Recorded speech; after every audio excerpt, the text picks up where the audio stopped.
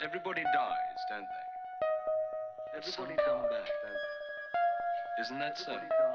You tried to get into the locked room today, didn't you? How do the dead come back, Mother? What's the secret? The Cairn on the Headland by Robert E. Howard, sponsored by Joe Crockett. And the next instant, this great red loon was shaking me like a dog shaking a rat. "Where's Maeve MacDonald?" he was screaming. By the saints, it's a grisly thing to hear a madman in a lonely place at midnight screaming the name of a woman dead 300 years. The Longshoreman's Tale. "This is the cairn you seek," I said, laying my hand gingerly on one of the rough stones which composed the strangely symmetrical heap. An avid interest burned in Ortali's dark eyes. His gaze swept the landscape and came back to rest on the great pile of massive, weather-worn boulders. "What a wild, weird, desolate place," he said. "Who would have thought to find such a spot in this vicinity?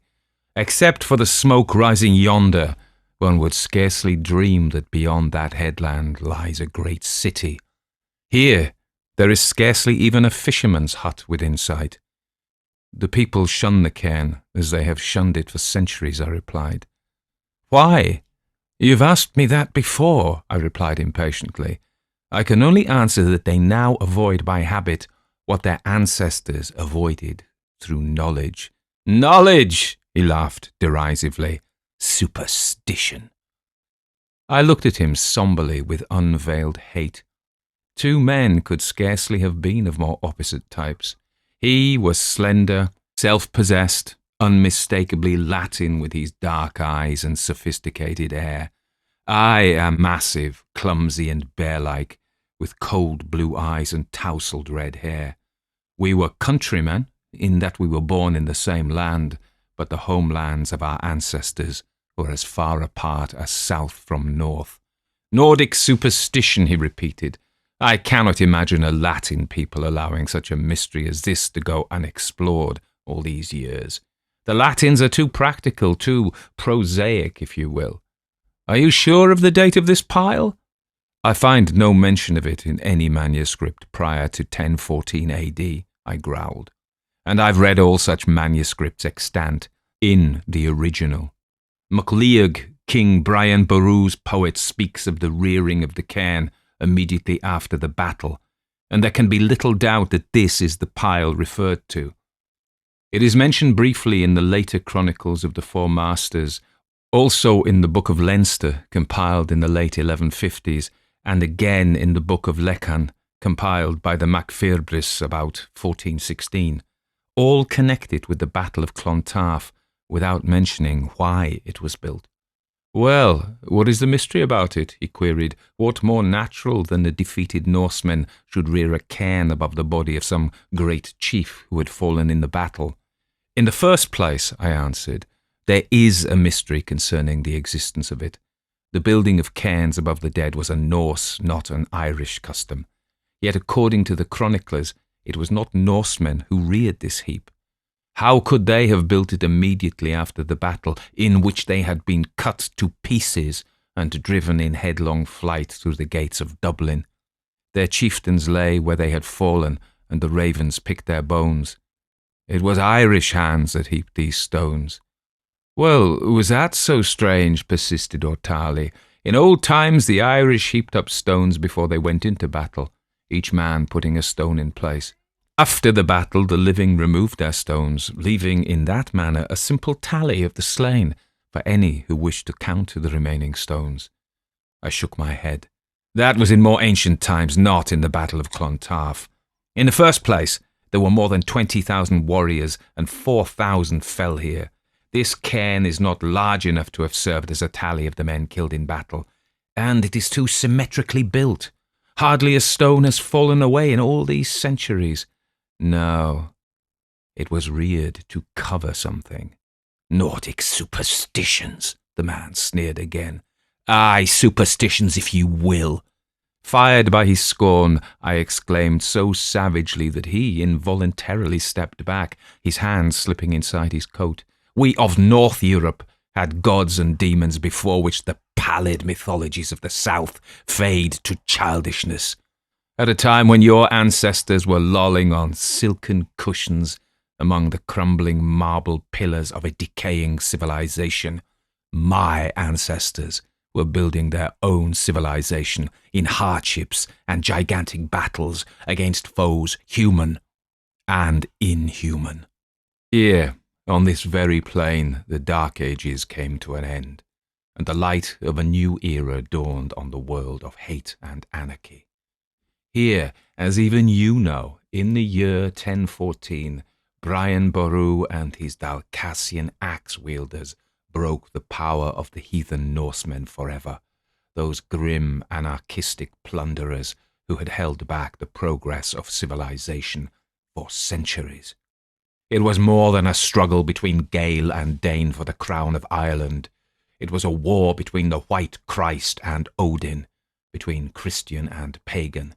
It was the last stand of the heathen, of the people of the old grim ways. For 300 years the world had writhed beneath the heel of the Viking, and here, on Clontarf, that scourge was lifted forever. Then, as now, the importance of that battle was underestimated by polite Latin and Latinized writers and historians. The polished sophisticates of the civilized cities of the South were not interested in the battles of barbarians in the remote northwestern corner of the world, a place and peoples of whose very names they were only vaguely aware. They only knew that suddenly the terrible raids of the sea kings ceased to sweep along their coasts, and in another century the wild age of plunder and slaughter had almost been forgotten, all because a rude, half-civilized people who scantily covered their nakedness with wolf hides rose up against the conquerors. Here was Ragnarok, the fall of the gods. Here, in very truth, Odin fell, for his religion was given its death blow. He was the last of all the heathen gods to stand before Christianity, and it looked for a time as if his children might prevail and plunge the world back into darkness and savagery. Before Clontarf, legends say, he often appeared on earth to his worshippers, dimly seen in the smoke of the sacrifices, where human victims died screaming, or riding the wind-torn clouds, his wild locks flying in the gale, or apparelled like a Norse warrior, dealing thunderous blows in the forefront of nameless battles. But after Clontarf, he was seen no more. His worshippers called on him in vain with wild chants and grim sacrifices. They lost faith in him, who had failed them in their wildest hour. His altars crumbled, his priests turned grey and died, and men turned to his conqueror, the White Christ. The reign of blood and iron was forgotten. The age of the red-handed sea kings passed. The rising sun slowly, dimly, lighted the night of the Dark Ages, and men forgot Odin, who came no more on earth. Aye, laugh if you will, but who knows what shapes of horror have had birth in the darkness, the cold gloom, and the whistling black gulfs of the north. In southern lands the sun shines and flowers bloom. Under the soft skies men laugh at demons.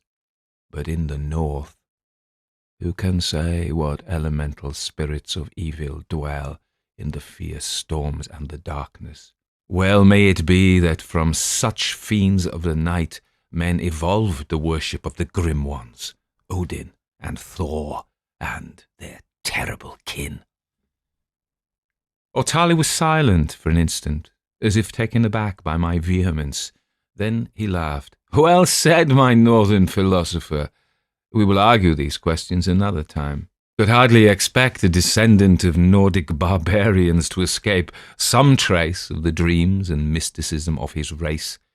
But you cannot expect me to be moved by your imaginings either. I still believe that this cairn covers no grimmer secret than a Norse chief who fell in the battle. And really, your ravings concerning Nordic devils have no bearing in the matter. Will you help me tear into this cairn? No, I answered shortly. A few hours' work will suffice to lay bare whatever it may hide, he continued, as if he had not heard. By the way, speaking of superstitions, is there not some wild tale concerning holly connected with this heap? An old legend says that all trees bearing holly were cut down for a league in all directions for some mysterious reason, I answered sullenly. That's another mystery. Holly was an important part of Norse magic-making. The Four Masters tell of a Norseman, a white-bearded ancient of wild aspect and apparently priest of Odin, who was slain by the natives while attempting to lay a branch of holly on the cairn, a year after the battle. Well, he laughed, I have procured a sprig of holly, see, and shall wear it in my lapel. Perhaps it will protect me against your Nordic devils. I feel more certain than ever that the cairn covers a sea king, and they were always laid to rest with all their riches, golden cups and jewel-set sword hilts and silver corselets. I feel that this cairn holds wealth over which clumsy-footed Irish peasants have been stumbling for centuries, living in want and dying in hunger. Bah! We shall return here at midnight, when we may be fairly certain that we will not be interrupted, and you will aid me at the excavations. The last sentence was rapped out in a tone that sent a red surge of bloodlust through my brain. Otali turned and began examining the cairn as he spoke, and almost involuntarily my hand reached out stealthily and closed on a wicked bit of jagged stone that had become detached from one of the boulders. In that instant, I was a potential murderer if ever one walked the earth.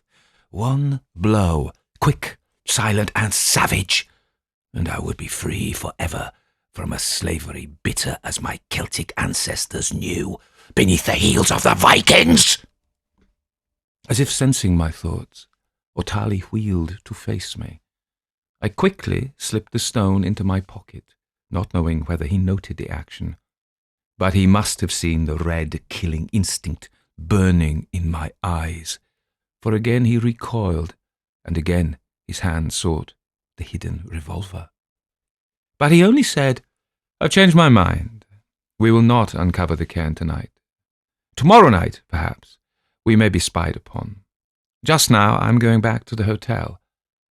I made no reply, but turned my back upon him and stalked moodily away in the direction of the shore. He started up the slope of the headland beyond which lay the city, and when I turned to look at him, he was just crossing the ridge, etched clearly against the hazy sky. If hate could kill, he would have dropped dead. I saw him in a red-tinged haze, and the pulses in my temples throbbed like hammers. I turned back towards the shore and stopped suddenly.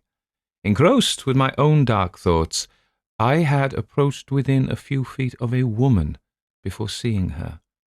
She was tall and strongly made, with a strong, stern face, deeply lined and weather-worn as the hills. She was dressed in a manner strange to me, but I thought little of it, knowing the curious styles of clothing worn by certain backward types of our people. "What would you be doing at the cairn?" she asked in a deep, powerful voice. I looked at her in surprise. She spoke in Gaelic, which was not strange of itself, but the Gaelic she used I had supposed was extinct as a spoken language. It was the Gaelic of scholars, pure and with a distinctly archaic flavour.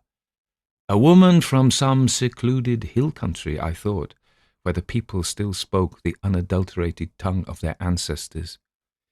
"We were speculating on its mystery," I answered in the same tone, hesitantly, however, for those skilled in the more modern form taught in the schools, to match her use of the language was a strain on my knowledge of it. She shook her head slowly. "I like not the dark man, who was with you," she said somberly. "Who are you?" "I'm an American, though born and raised here," I answered. "My name's is James O'Brien." A strange light gleamed in her cold eyes. "O'Brien, you are of my clan. I was born an O'Brien. I married a man of the MacDonalds, but my heart was ever with the folk of my blood." "You live hereabouts?" I queried, my mind on her unusual accent. I lived here upon a time," she answered, "but I have been far away for a long time. All is changed. I would not have returned, but I was drawn back by a call you would not understand. Tell me, would you open the cairn?" I started and gazed at her closely, deciding that she had somehow overheard our conversation. "It's not mine to say," I answered bitterly. "Otali, my companion, he will doubtless open it, and I am constrained to aid him. Of my own will, I would not molest it." Her cold eyes bored into my soul. "Fools rush blind to their doom," she said somberly. "What does this man know of the mysteries of this ancient land? Deeds have been done here whereof the world re-echoed. Yonder, in the long ago when Tomar's wood rose dark and rustling against the plain of Clontarf, and the Danish walls of Dublin loomed south of the river Liffey, the ravens fed on the slain, and the setting sun lighted lakes of crimson. There King Brian, your ancestor and mine, broke the spears of the north. From all lands they came, and from the isles of the sea they came in gleaming mail, and their horned helmets cast long shadows across the land. Their dragon prows thronged the waves, and the sound of their oars was the beat of a storm. On yonder plain the heroes fell like ripe wheat before the reaper. There fell Jarl Sigurd of the Orkneys and Brodir of Man, last of the sea kings, and all their chiefs. There fell too Prince Murach and his son Charlach, and many chieftains of the Gael, and King Brian Boru himself, Erin's mightiest monarch. True, my imagination was always fired by the epic tales of the land of my birth. Blood of mine was spilled here, and though I have passed the best part of my life in a far land, there are ties of blood to bind my soul to this shore. She nodded slowly, and from beneath her robes drew forth something that sparkled dully in the setting sun. She said, "As a token of blood tie, I give it to you. I feel strange and monstrous happenings, but this will keep you safe from evil and the people of the night. Beyond reckoning of man, it is holy." I took it wonderingly. It was a crucifix of curiously worked gold, set with tiny jewels. The workmanship was extremely archaic and unmistakably Celtic, and vaguely within me stirred a memory of a long-lost relic described by forgotten monks in dim manuscripts. "Good heavens!" I exclaimed. This can be nothing less than the lost crucifix of St. Brandon the Blessed." "Aye," she inclined her grim head. "St. Brandon's cross, fashioned by the hands of the holy man in long ago, before the Norse barbarians made Erin a red hell, in the days when a golden peace and holiness ruled the land." "But woman," I exclaimed wildly, "I cannot accept this gift from you. You cannot know its value. Its intrinsic worth alone is equal to a fortune. As a relic, it is priceless." "Enough!" Her deep voice struck me suddenly silent. "Have done with such talk, which is sacrilege. The cross of St. Brandon is beyond price. It was never stained with gold, only as a free gift has it ever changed hands. I give it to you to shield ye against the powers of evil. Say no more." "But it has been lost for 300 years, I exclaimed. "How? Where?" "A holy man gave it to me long ago," she answered. "I hid it in my bosom, long it lay in my bosom. But now I give it to ye. I have come from a far country to give it to ye, for there are monstrous happenings in the wind, and at the sword and shield against the people of the night. An ancient evil stirs in its prison, which blind hands of folly may break open. But stronger than any evil is the cross of St. Brandon, which has gathered power and strength through the long, long ages since that forgotten evil fell to the earth. "But who are you?" I exclaimed. "I am Maeve MacDonald," she answered. Then, turning without a word, she strode away in the deepening twilight, while I stood bewildered and watched her cross the headland and pass from sight, turning inland as she topped the ridge. Then I too, shaking myself like a man waking from a dream, went slowly up the slope and across the headland. When I crossed the ridge, it was as if I had passed out of one world into another. Behind me lay the wilderness and desolation of a weird medieval age. Before me pulsed the lights and roar of modern Dublin. Only one archaic touch was lent to the scene before me.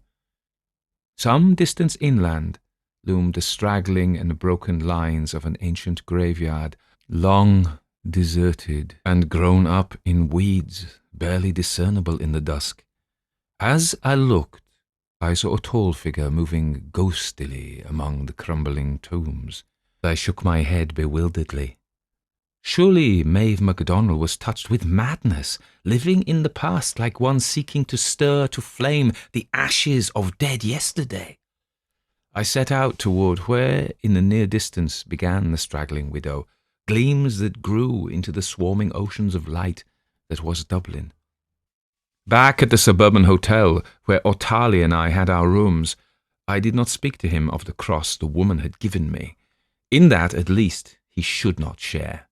I intended keeping it until she requested its return, which I felt sure she would do.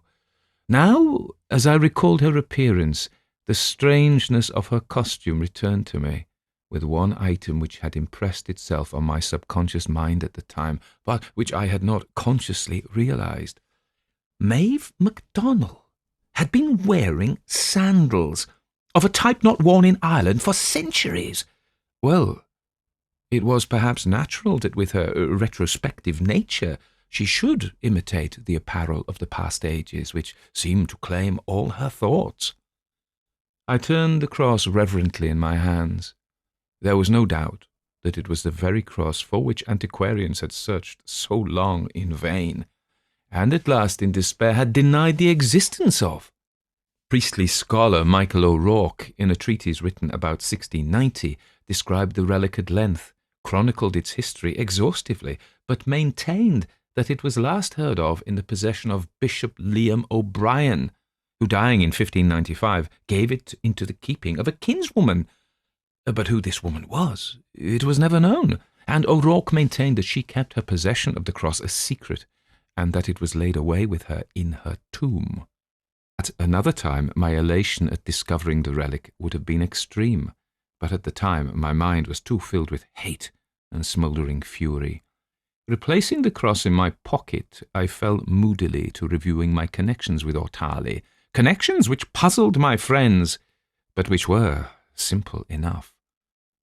Some years before, I had been connected with a certain large university in a humble way. One of the professors with whom I worked, a man named Reynolds, was of intolerably overbearing disposition towards those whom he considered his inferiors. I was a poverty-ridden student striving for life in a system which makes the very existence of a scholar precarious. I bore Professor Reynolds' abuse as long as I could, but one day we clashed. The reason does not matter. It was trivial enough in itself. Because I dared reply to his insults, Reynolds struck me, and I knocked him senseless. That very day he caused my dismissal from the university. Facing not only an abrupt termination of my work and studies, but actual starvation, I was reduced to desperation, and I went to Reynolds' study late that night intending to thrash him within an inch of his life. I found him alone in his study, But the moment I entered, he sprang up and rushed at me like a wild beast with a dagger he used for a paperweight. I did not strike him. I did not even touch him. As I stepped aside to avoid his rush, a small rug slipped beneath his charging feet. He fell headlong, and, to my horror, in his fall, the dagger in his hand was driven into his heart. He died instantly. I was at once aware of my position. I was known to have quarrelled and even exchanged blows with the man. I had every reason to hate him. If I were found in the study with the dead man, no jury in the world would believe that I had not murdered him. I hurriedly left by the way I had come, thinking that I had been unobserved. But Ortali, the dead man's secretary, had seen me. Returning from a dance, he had observed me entering the premises and, following me, had seen the whole affair through the window. But this I did not know until later. The body was found by the professor's housekeeper, and naturally there was a great stir. Suspicion pointed to me, but lack of evidence kept me from being indicted, and this same lack of evidence brought about a verdict of suicide. All this time Ortali had kept quiet. Now he came to me and disclosed what he knew. He knew, of course, that I had not killed Reynolds, but he could prove that I was in the study when the professor met his death, and I knew Ortali was capable of carrying out his threat of swearing that he had seen me murder Reynolds in cold blood. And thus began a systematic blackmail. I venture to say that a stranger blackmail was never levied. I had no money then. Ortali was gambling on my future, for he was assured of my abilities. He advanced me money, and by clever wire-pulling got me an appointment in a large college. There he sat back to reap the benefits of his scheming, and he reaped full fold of the seed he sowed. In my line I became eminently successful. I soon commanded an enormous salary in my regular work, and I received rich prizes and awards for researches of various difficult natures. And of these Ortali took the lion's share, in money at least. I seemed to have the Midas touch, yet of the wine of my success I tasted only the dregs. I scarcely had a cent to my name. The money that had flowed through my hands had gone to enrich my slaver, unknown to the world. A man of remarkable gifts, he could have gone to the heights in any line, but for a queer streak in him, which, coupled with an inordinately avaricious nature, made him a parasite, a blood-sucking leech. This trip to Dublin had been in the nature of a vacation for me. I was worn out with study and labour, but he had somehow heard of Grimmin's cairn, as it was called, and like a vulture that scents dead flesh, he conceived himself on the track of hidden gold. A golden wine cup would have been to him sufficient reward for the labour of tearing into the pile, and reason enough for desecrating or even destroying the ancient landmark. He was a swine whose only god was gold. Well, I thought grimly as I disrobed for bed, all things end, both good and bad. Such a life as I had lived was unbearable. Ortali had dangled the gallows before my eyes until it had lost its terrors. I had staggered beneath the load I carried because of my love for my work, but all human endurance has its limits. My hands turned to iron as I thought of Ortali working beside me at midnight at the lonely cairn. One stroke with such a stone as I had caught up that day, and my agony would be ended. That life and hopes and career and ambition would be ended as well could not be helped. Ah, what a sorry, sorry end to all my high dreams, when a rope and the long drop through the black trap should cut short an honourable career and a useful life. And all because of a human vampire who feasted his rotten lust on my soul and drove me to murder and ruin. But I knew my fate was written in the iron books of doom. Sooner or later I would turn on Ortale and kill him, be the consequences what they might. And I had reached the end of my road. Continual torture had rendered me, I believe, partly insane. I knew that at Grimmin's cairn, when we toiled at midnight, Ortale's life would end beneath my hands, and my own life be cast away. Something fell out of my pocket, and I picked it up. It was the piece of sharp stone I had caught up off the cairn. Looking at it moodily, I wondered what strange hands had touched it in the old times, and what grim secret it helped to hide on the bare headland of Grimmin. I switched out the light and lay in the darkness, the stone still in my hand, forgotten, occupied with my own dark broodings, and I glided gradually into deep slumber. At first I was aware that I was dreaming, as people often are. All was dim and vague, and connected in some strange way, I realized, with the bit of stone still grasped in my sleeping hand. Gigantic, chaotic scenes and landscapes and events shifted before me, like clouds that rolled and tumbled before a gale. Slowly these settled and crystallized into one distinct landscape, familiar and yet wildly strange. I saw a broad, bare plain fringed by the grey sea on one side and a dark, rustling forest on the other. This plain was cut by a winding river, and beyond this river I saw a city. Such a city as my waking eyes had never seen, stark, massive, with the grim architecture of an earlier, wilder age. On the plain I saw, as in a mist, a mighty battle. Serried ranks rolled backward and forward, steel flashed like a sunlit sea, and men fell like ripe wheat beneath the blades. I saw men in wolfskins, wild and shock-headed, wielding dripping axes, and tall men in horned helmets and glittering mail, whose eyes were cold and blue as the sea. And I saw myself. In my dream I saw and recognized in a semi-detached way myself. I was tall and rangily powerful. I was shock-headed and naked, but for a wolf hide girt about my loins. I ran among the ranks, yelling and smiting with a red axe, and blood ran down my flanks from wounds I scarcely felt. My eyes were cold blue, and my shaggy hair and beard were red. Now, for an instant, I was cognizant of my dual personality, aware that I was at once the wild man who ran and smote with the gory axe, and the man who slumbered and dreamed across the centuries. But this sensation quickly faded. I was no longer aware of any personality other than that of the barbarian who ran and smote. James O'Brien had no existence.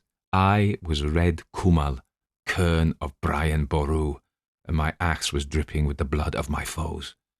The roar of conflict was dying away, though here and there struggling clumps of warriors still dotted the plain. Down along the river, half-naked tribesmen, waist-deep in reddening waters, tore and slashed with helmeted warriors whose mail could not save them from the stroke of the Dalcassian axe. Across the river, a bloody, disorderly horde was staggering through the gates of Dublin. The sun was sinking low toward the horizon. All day I had fought beside the chiefs. I had seen Jarl Sigurd fall beneath Prince Murach's sword. I had seen Murach himself die in the moment of victory by the hand of a grim male giant whose name none knew. I had seen in the flight of the enemy Brodir and King Brian fall together at the door of the great king's tent. Aye, it had been a feasting of ravens, a red flood of slaughter. And I knew that no more would the dragon-proud fleet sweep from the blue north with torch and destruction.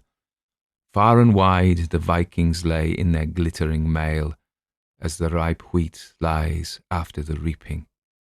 Among them lay thousands of bodies clad in the wolf hides of the tribes. but the dead of the northern people far outnumbered the dead of Erin. I was weary and sick of the stench of raw blood. I had glutted my soul with slaughter. Now I sought plunder, and I found it. On the corpse of a richly clad Norse chief, which lay close to the seashore, I tore off the silver-scaled corselet, the horned helmet. They fitted as if made for me, and I swaggered among the dead, calling on my wild comrades to admire my appearance, though the harness felt strange to me, for the Gaels scorned armour and fought half naked. In my search for loot, I had wandered far out on the plain away from the river, but still the mail-clad bodies lay thickly strewn, for the bursting of the ranks had scattered fugitives and pursuers all over the countryside, from the dark waving wood of Tomar to the river and the seashore, and on the seaward slope of Drumna's headland, out of sight of the city and the plain of Clontarf, I came suddenly upon a dying warrior. He was tall and massive, clad in grey mail. He lay partly in the folds of a great dark cloak, and his sword lay broken near his mighty right hand. His horned helmet had fallen from his head, and his elf locks blew in the wind that swept out from the west. Where one eye should have been was an empty socket, and the other eye glittered cold and grim as the North Sea, though it was glazing with the approach of death. Blood oozed from a rent in his corselet. I approached him warily, a strange cold fear that I could not understand gripping me, axe ready to dash out his brains.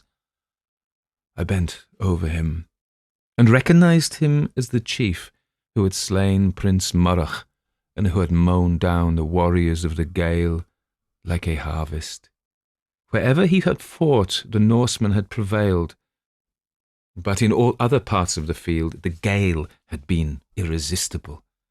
Now he spoke to me in Norse, and I understood, for had I not toiled as slave among the sea people for long, bitter years? Overcome, he gasped, in a voice whose timbre, though low-pitched, sent a curious shiver of fear through me. There was in it an undertone, as of icy waves sweeping along a northern shore, as of freezing winds whispering among the pine trees. Doom and shadow stalk on Asgard, and here has fallen Ragnarok. I could not be in all parts of the field at once, and now I am wounded unto death. A spear with a cross carved in the blade. No other weapon could wound me.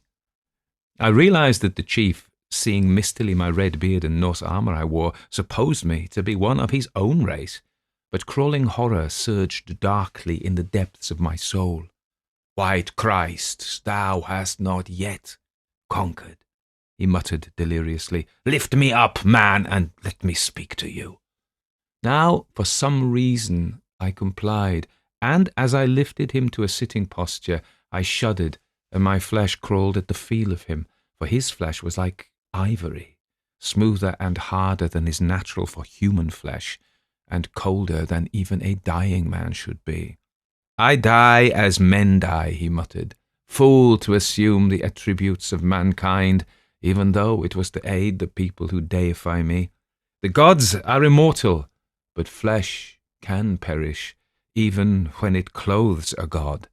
Haste and bring a sprig of the magic plant, even holly, and lay it on my bosom. Aye, though it be no larger than a dagger point, it will free me from this fleshy prison I put on when I came to war with men with their own weapons, and I will shake off this flesh and stalk once more among the thundering clouds. Woe then to all men who bend not the knee to me. Haste, I will await your coming. His lion-like head fell back, and feeling, shuddering under his corselet, I could distinguish no heartbeat. He was dead, as men die, but I knew that locked in that semblance of a human body there but slumbered the spirit of a fiend of the frost and darkness. I knew him, Odin, the grey man, the one-eyed, the god of the north who had taken the form of a warrior to fight for his people. Assuming the form of a human, he was subject to many of the limitations of humanity. All men knew this of the gods, who often walked the earth in the guise of men. Odin, clothed in human semblance, could be wounded by certain weapons, and even slain. But a touch of the mysterious holly would rouse him in grisly resurrection. This task he had set me, not knowing me for an enemy. In human form he could only use human faculties, and these had been impaired by on-striding death. My hair stood up, and my flesh crawled.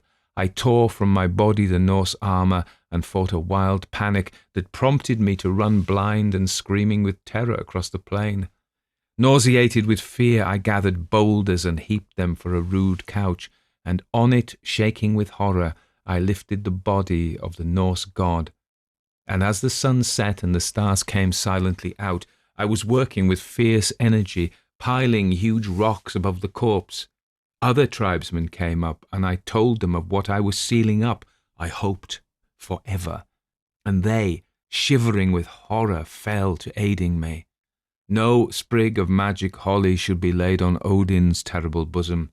Beneath these rude stones the northern demon should slumber until the thunder of Judgment Day, forgotten by the world which had once cried out beneath his iron heel, yet not wholly forgotten. For as we laboured, one of my comrades said, "This shall be no longer Drumna's headland, but the headland of the Grey Man." He's established a connection between my dream self and my sleeping self. I started up from sleep exclaiming, "Grey Man's headland!" I looked about dazedly, the furnishings of the room faintly lighted by the starlight in the windows, seeming strange and unfamiliar, until I slowly oriented myself with time and space.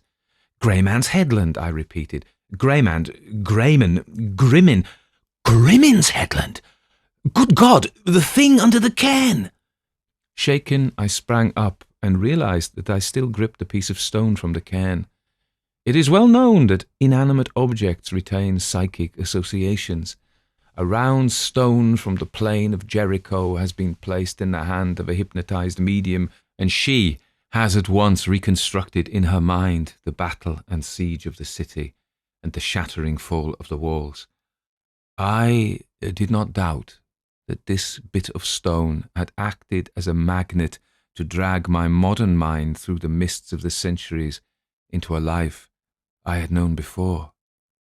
I was more shaken than I can describe, for the whole fantastic affair fitted in too well with certain formless, vague sensations concerning the cairn, which had already lingered at the back of my mind, to be dismissed in an unusually vivid dream. I felt the need of a glass of wine, and remembered that Ortali always had wine in his room. I hurriedly donned my clothes, opened my door, crossed the corridor, and was about to knock at Ortali's door when I noticed that it was partly open, as if someone had neglected to close it carefully. I entered, switching on a light. The room was empty. I realized what had occurred. Ortali mistrusted me. He feared to risk himself alone with me in a lonely spot at midnight. He had postponed the visit to the cairn merely to trick me, to give himself a chance to slip away alone.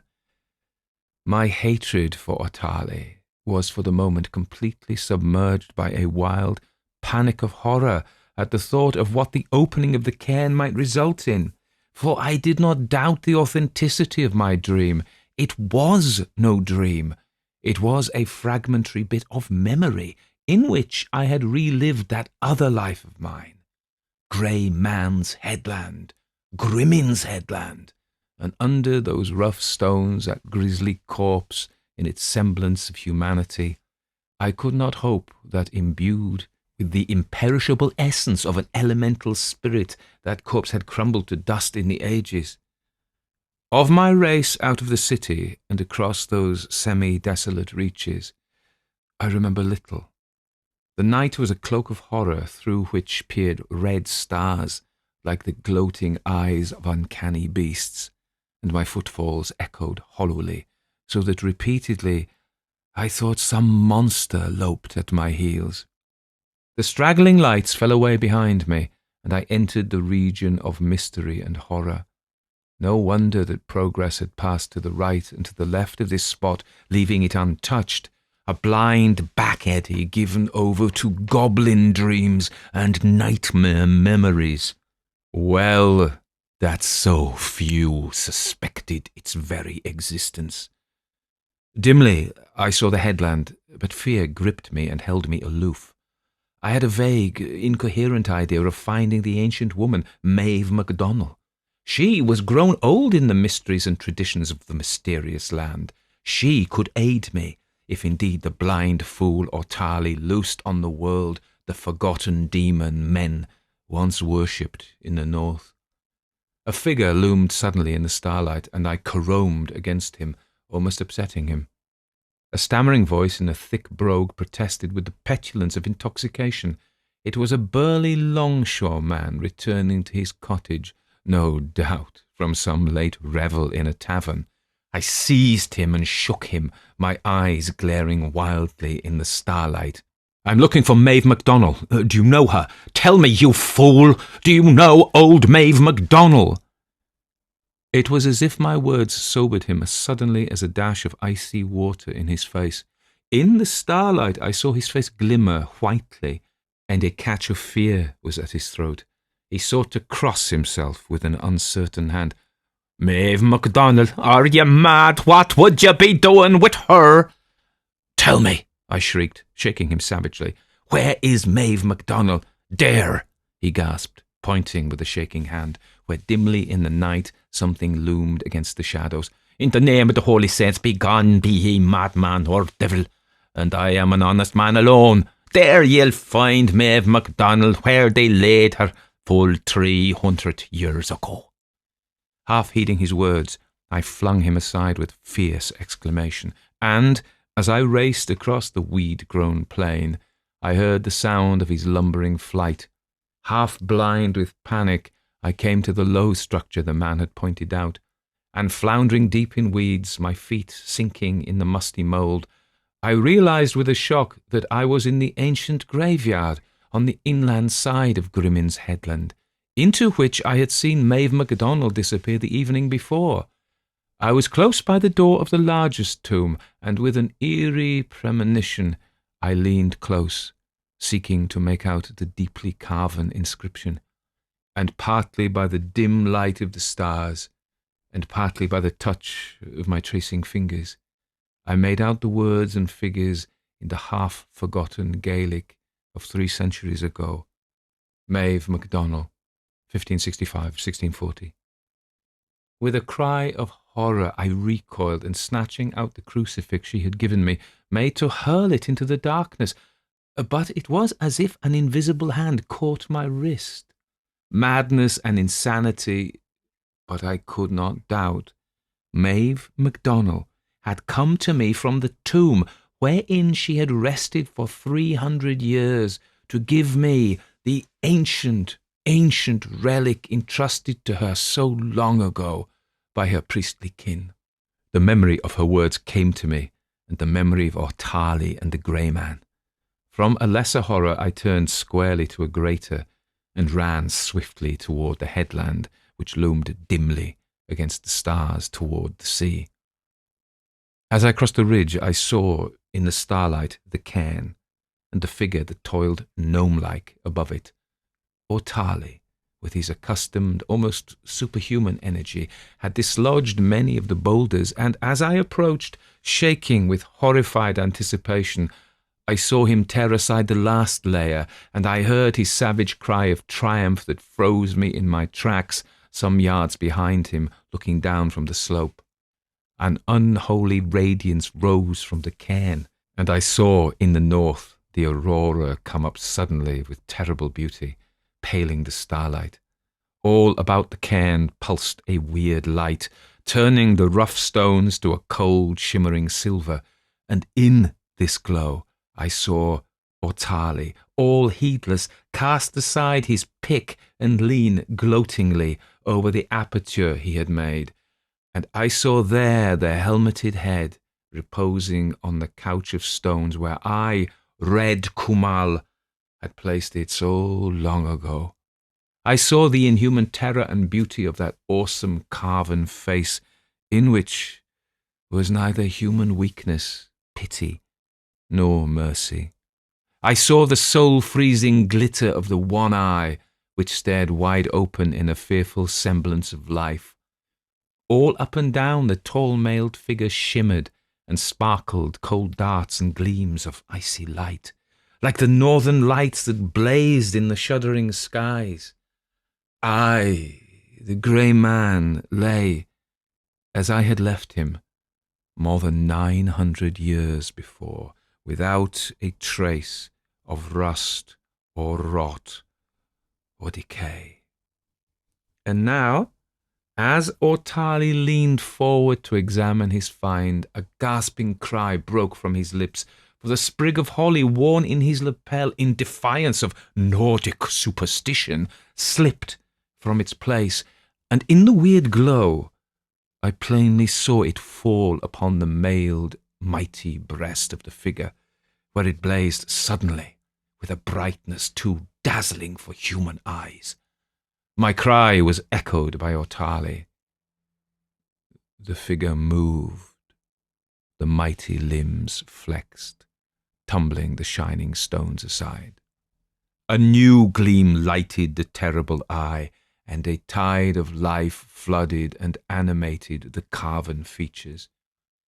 Out of the cairn he rose, and the northern lights played terribly about him, and the grey man changed and altered in horrific transmutation. The human features faded like a fading mask. The armour fell from his body and crumbled to dust as it fell, and the fiendish spirit of ice and frost and darkness that the sons of the north deified as Odin stood nakedly and terribly in the stars. About his grisly head played lightnings and the shuddering gleams of the aurora. His towering anthropomorphic form was dark as shadows and gleaming as ice. His horrible crest reared colossally against the vaulting arch of the sky. Ortali cowered, screaming wordlessly as the taloned, malformed hands reached for him.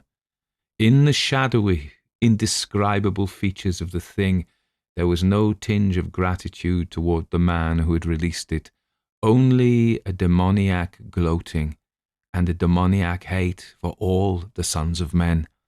I saw the shadowy arm shoot out and strike. I heard Ortali scream once, a single unbearable screech that broke short at the shrillest pitch. A single instant, a blinding blue glare burst about him, lighting his convulsed features and his upward rolling eyes. His body was dashed earthward as by an electric shock, so savagely that I distinctly heard the splintering of his bones. But Ortali was dead before he touched the ground, dead, shriveled and blackened, exactly like a man blasted by a thunderbolt, to which cause, indeed, men later ascribed his death. The slavering monster that had slain him lumbered now toward me, shadowy, tentacle-like arms outspread, the pale starlight making a luminous pool of his great inhuman eye, his frightful talons dripping with I know not what elemental forces to blast the bodies and souls of men. But I flinched not, and in that instant I feared him not, neither the horror of his countenance nor the threat of his thunderbolt dooms, for in a blinding white flame had come to me the realization of why Maeve MacDonald had come from her tomb to bring me the ancient cross which had lain in her bosom for 300 years, gathering unto itself unseen forces of good and light, which war forever against the shapes of lunacy and shadow. As I plucked from my garments the ancient cross, I felt the play of gigantic unseen forces in the air about me. I was but a pawn in the game, merely the hand that held the relic of holiness, that was the symbol of the powers opposed forever against the fiends of darkness. As I held it high, from it shot a single shaft of white light, unbearably pure, unbearably white, as if all the awesome forces of light were combined in the symbol and loosed in one concentrated arrow of wrath against the monster of darkness. And with a hideous shriek, the demon reeled back, shrivelling before my eyes. Then, with a great rush of vulture-like wings, he soared into the stars, dwindling among the play of the flaming fires and the lights of the haunted skies, fleeing back into the dark limbo which gave him birth, God only knows how many grisly aeons ago. The end. You might be one of those people like me who doesn't like the stories to be interrupted with ads. Everybody dies. And this podcast has ads on it. However, there is a solution. If you would like access to the stories without ads and a link to a library of all the stories I've ever done that you can download without ads, you can get that by becoming a patron. So if you join for $5 or the equivalent in your currency a month, you can have all the stories ad-free. So consider becoming a patron. Go to patreon.com/Barcud, BARCUD. So that was The Ken on the Headland by Robert E. Howard, and that was kindly sponsored by Joe Crockett. So, Rob, let me tell you something about Robert E. Howard. He was born in 1906, died in 1936, so he didn't live long. He was an American author best known for his contributions to the fantasy and horror genres. He's most famous for creating the character of Conan the Barbarian, who I'm sure you've all heard about. Howard was born on January 22nd, 1906 in Peaster, sorry if I've mispronounced that, Texas. He was the only child of Dr. Isaac Mordecai Howard and Hester Jane Irvin Howard. His father was a country doctor and his mother was a housewife. The family moved frequently during his childhood, eventually settling in Cross Plains, Texas in 1919. He was an avid reader from an early age, particularly drawn to adventure and fantasy stories. He began writing his own stories at the age of 9 and continued to do so. He was also a talented athlete, enjoyed boxing, football and weightlifting. So in 1924, so we work out he was 18, his father fell into a coma and died from tuberculosis. The profound impact on Howard and became increasingly withdrawn and isolated. His first published story, Spear and Fang, he was only 19, appeared in 1925 in the pulp magazine Weird Tales. This marked the beginning of his career as a professional writer. Over the next decade, Howard wrote hundreds of stories and poems, many of which were published in Weird Tales and other pulp magazines. Very much a pulp writer. 1932, he created his most famous character, Conan the Barbarian, with the publication of the story, The Phoenix and the Sword. So Conan was a fierce and powerful warrior who lived in a fictional world of sword and sorcery. Despite his success, he struggled with depressions and feelings of inadequacy. He also had a tumultuous relationship with his mother, who disapproved of his writing and often criticized him. In 1936, he took his own life by shooting himself in the head, unfortunately. Conan's an Irish name, of course, and he created other characters such as Solomon Kane, Bran MacMahon, who I believe was a Pict, and the mythical land of Hyperborea. And I read these in my teens. So let's say something about the story. So this story, The Ken on a Headland, was published in 1933 in Strange Tales. So it's true pulp, big pulp times. And Howard and Lovecraft were frenemies, somebody says in one of the reviews, so they clearly inhabited the same world. They were writing with the same magazines. And they also love overblown language. I think Lovecraft is more of a tongue twister, whereas Howard's use of adverbs is immense, ghostily. And there's an adverb, possibly unnecessary one, in each sentence. So the language is a lot, as they say. It's big in this. And again, this is coming from I'm going to be talking about Varney the Vampire, who was, almost a century, 1845, Varney the Vampire, so 90 years before. But Varney the Vampire was very much for working class people because it came out in the Penny Dreadfuls, which were very cheap and low quality publications because books were expensive. Even the circulating libraries, the subscription was out of most working people's reach. I don't know that was a fact, but it was quite still expensive.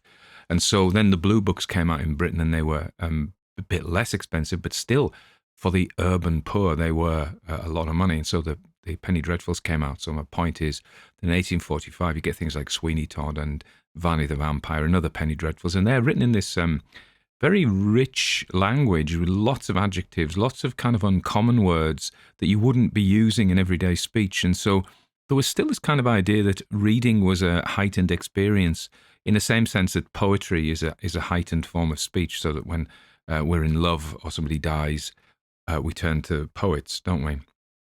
So in this sense, this exalted language finds its way 90 years later through Lovecraft and Robert E. Howard into the pulps, which were for working class people, really, ordinary people. And but the language is like, whoa, it's like somebody hit you in the face with a fish. So those was one of my first observations, is the language. The second is the cosmic horror theme of it.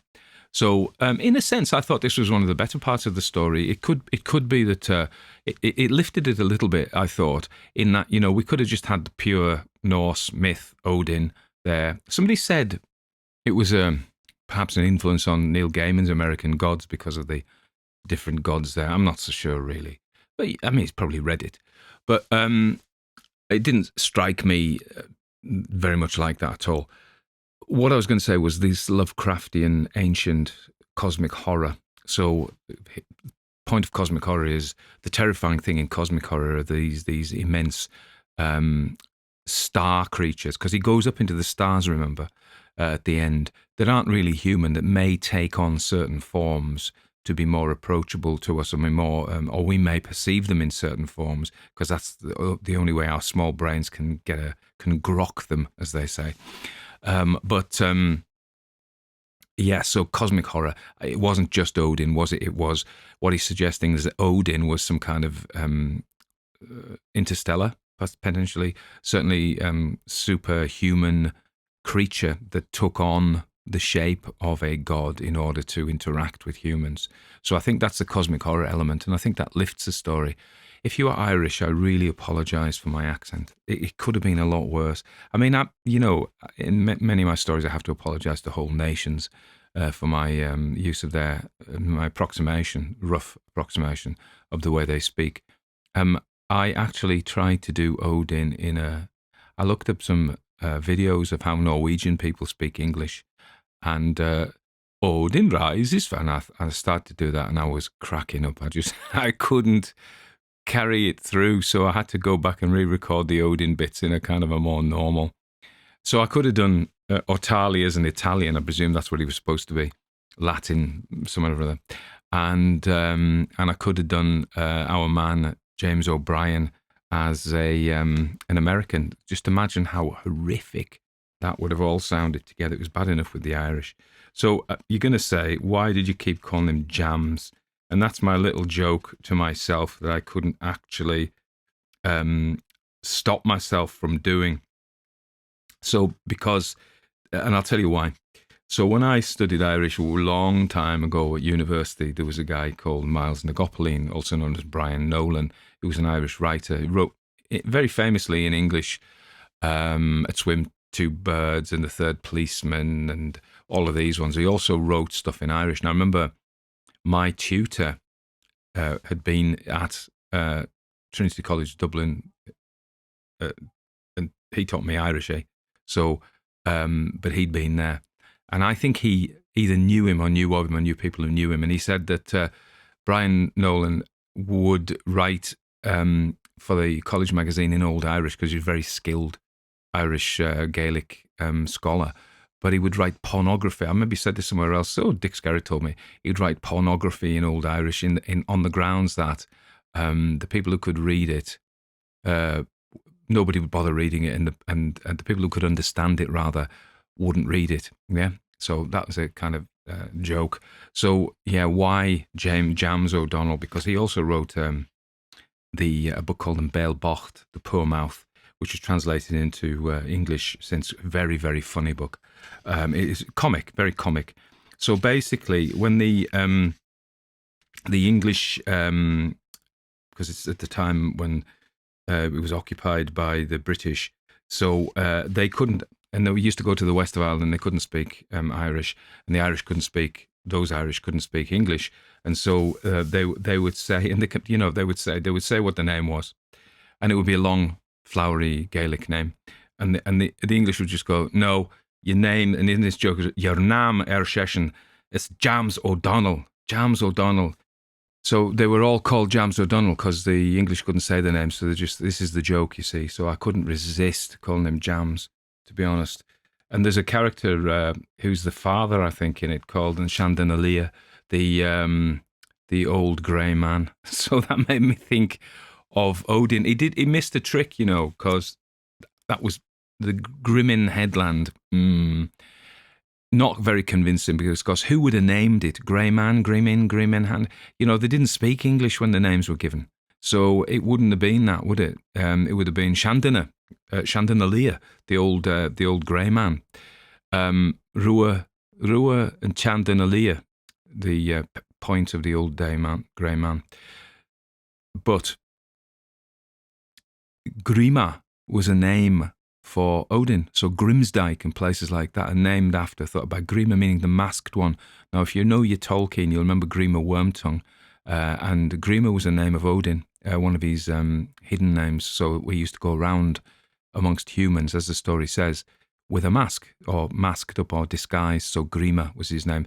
It would have worked like that. That would have been more. You could have potentially got away with a Norse name. There aren't some Norse names in Ireland.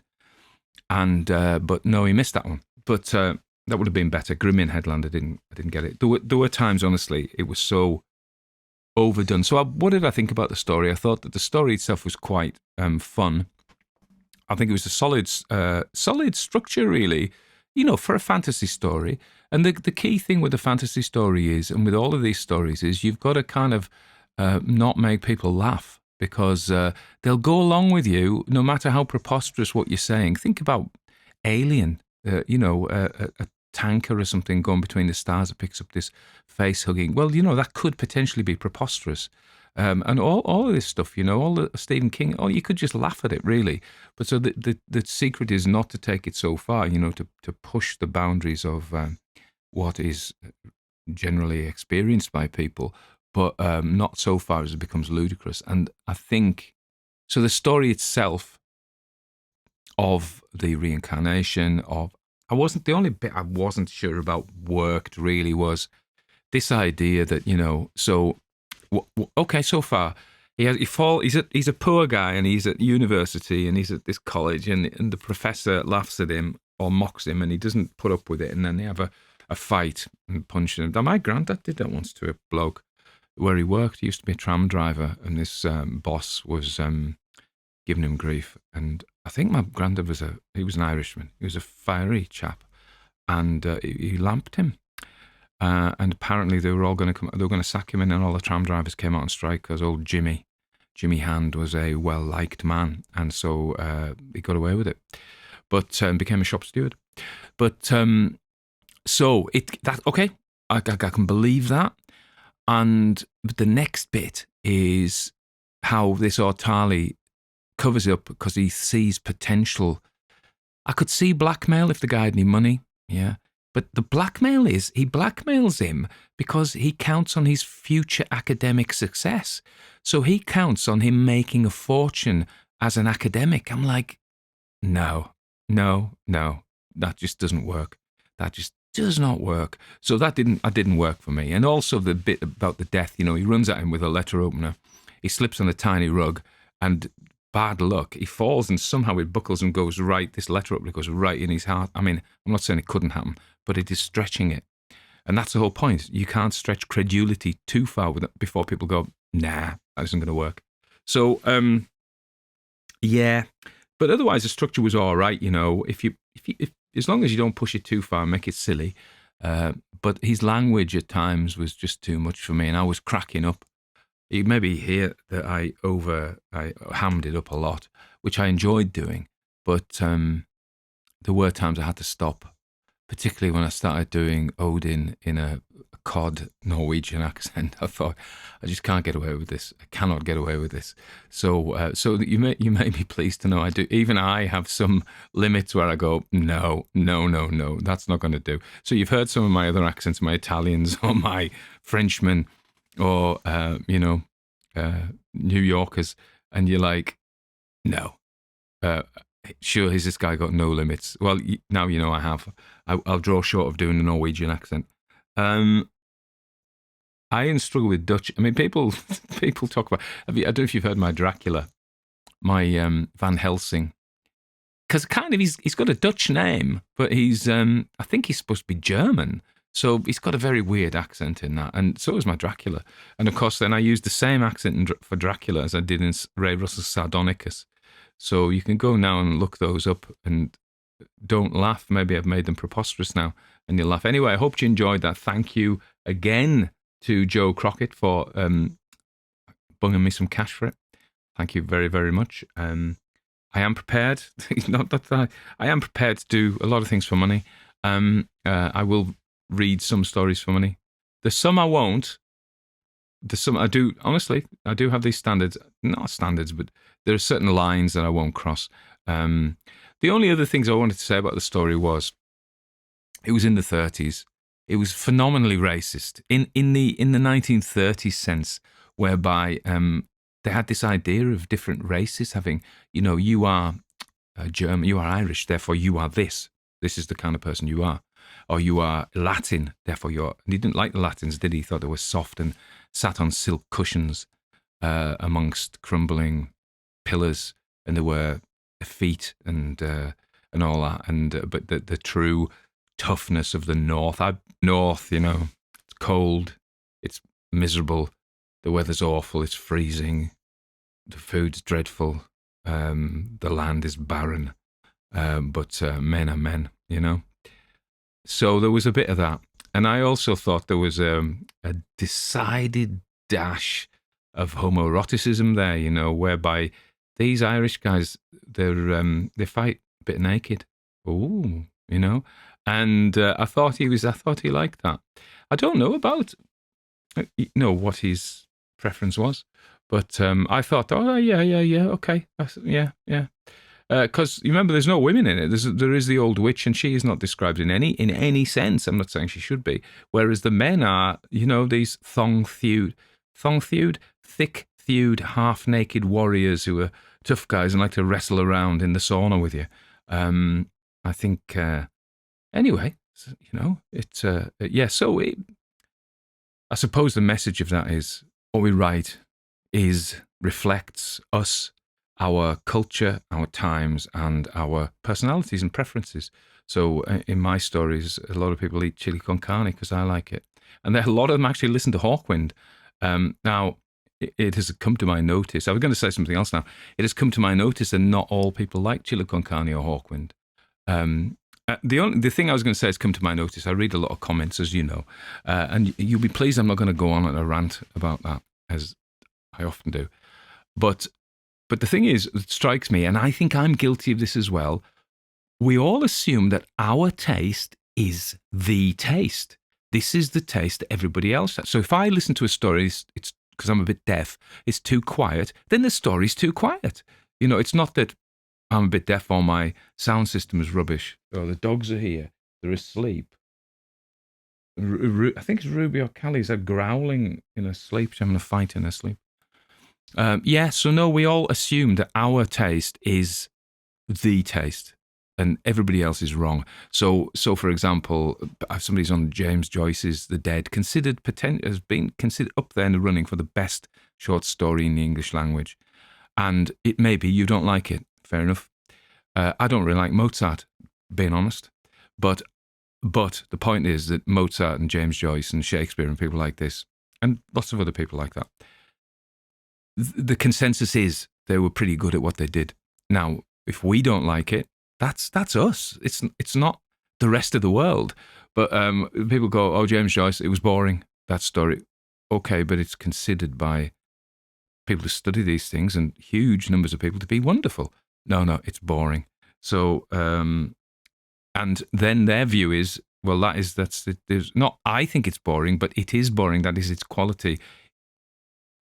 Yeah. There's a lot of psychological research on that. We won't go into that, but what's that principle whereby the less you know, the more you think you're right? I'm going to have to look it up. Yeah, it's the Dunning-Kruger effect. I did know it. I was listening to a podcast about it the other day. And it is to say that if you have limited competence in a particular domain, you overestimate your abilities. So this is like perhaps somebody who has not been exposed to a great deal of stories, literature, has never studied it, perhaps are a gardener. Nothing wrong with being a gardener. But they believe that their view on James Joyce is the one that counts, you know.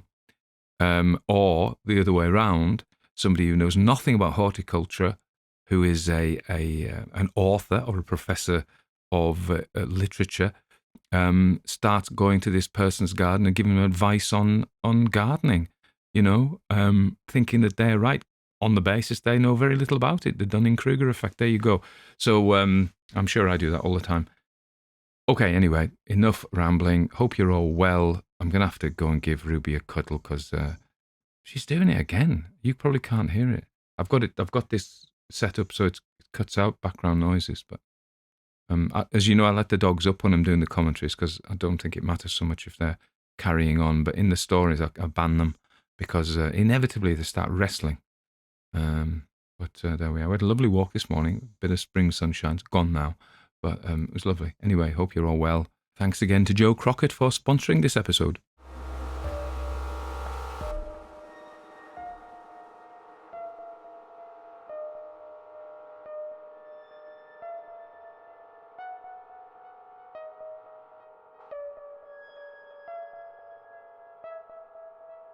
Everybody dies, don't they? Everybody come back, don't they? Isn't that so?